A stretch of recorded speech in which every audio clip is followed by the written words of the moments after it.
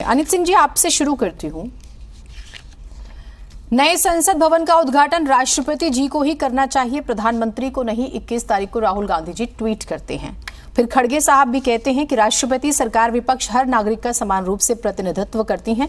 वो भारत की प्रथम नागरिक हैं और उद्घाटन करेंगी तो ये लोकतांत्रिक मूल्यों और संवैधानिक मर्यादा के प्रति सरकार की प्रतिबद्धता का प्रतीक है। अच्छा है, सुनने में अच्छा है।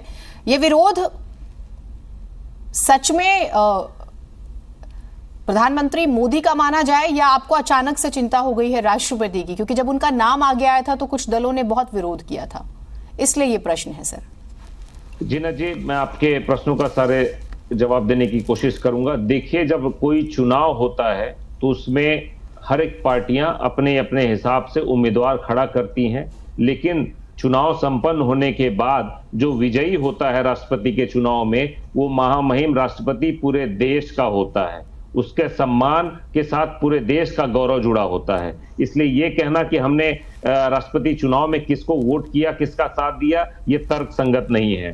दूसरी बात, जो संविधान का संसद का गठन होता है अनुच्छेद 79 के हिसाब से, उसके 3 कड़ियां होती हैं, 3 अंग होते हैं। पहला अंग होता है स्वयं महामहिम राष्ट्रपति, दूसरा अंग होता है लोकसभा, तीसरा अंग होता है राज्यसभा।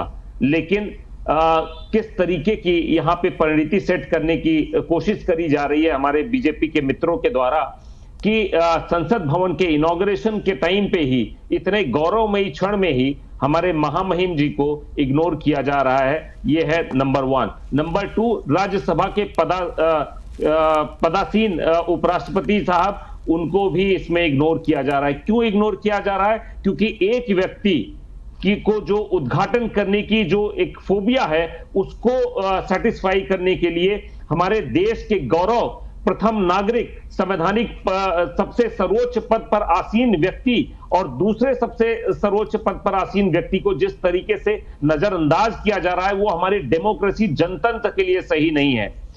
जीना जी, मैं आपके माध्यम से ये भी बताना चाहूंगा कि देखिए, जब इस तरीके की, अभी आपने कितने सारे एग्जाम्पल दिए कि विधानसभाओं के जो उद्घाटन होते हैं उसमें उस समय के तत्कालीन प्रधानमंत्री या और XYZ रहते हैं, लेकिन वो जो प्रोटोकॉल के हिसाब से जब कोई प्रधानमंत्री वहां पे है तब वो वहां के गवर्नर और उनसे ऊपर उनकी स्थिति बनती है।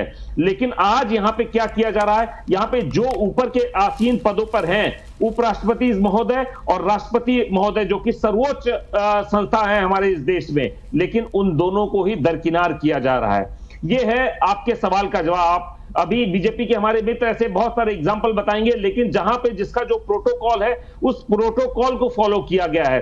लेकिन जब संसद की बात आती है तब ये सारे के सारे प्रोटोकॉल बेमानी हो जाते हैं अगर प्रधानमंत्री जी उसका उद्घाटन करते हैं।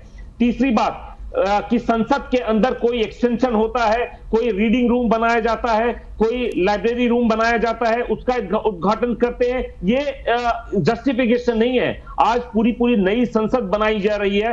आजाद भारत में जो संसद की बिल्डिंग थी वो पहली बार बदली जा रही है। इस इमारत को बदलने का काम पहली बार हो रहा है और आज इस ऐतिहासिक मौके पर, ऐतिहासिक क्षण में, जो हमारे देश के प्रथम नागरिक हैं, वो उनकी अनुपस्थिति कहीं इस तरीके से तर्क संगत नहीं है। हमारे मित्र को, बीजेपी के मित्रों को इस बात का एहसास होना चाहिए।